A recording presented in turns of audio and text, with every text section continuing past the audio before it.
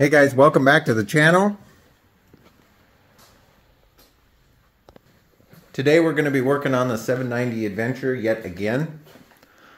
I'm getting closer to the first service at 621 miles. I've got less than 400 to go.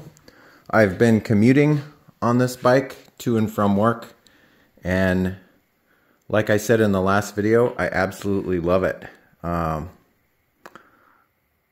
This bike is so much fun to ride. I'm really happy with my purchase. Anyhow, let's talk about this.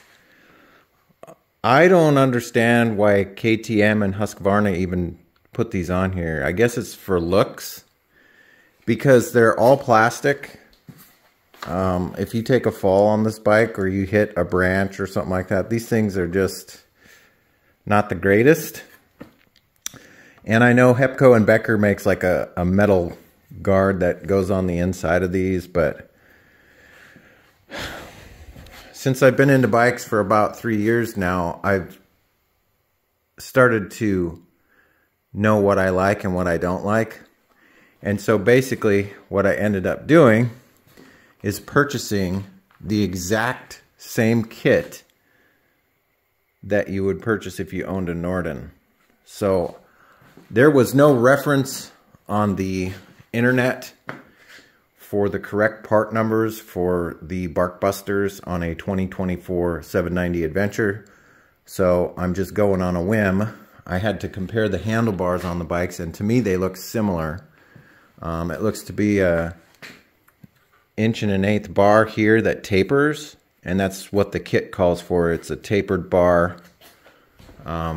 Most of the mounts on them look the same. This is like a universal thing. I'll leave a link in the description. You can find these all over the place. These kits are less than 200 bucks. But, yeah. Not much to say. I'm going to do another install video on it, although I've done it on every single one of the KTMs and Huskies that I've owned and featured on this channel. But people, for whatever reason, like to see their specific bike have the install done. And so that's what we're going to do today. And I could not find another YouTuber that's done this. There's a lot of 790 Adventure YouTube builds or playlists on other YouTubers' channels, and I could not find somebody that has installed Barkbusters on a 2024. So anyhow, I digress. Let's get started.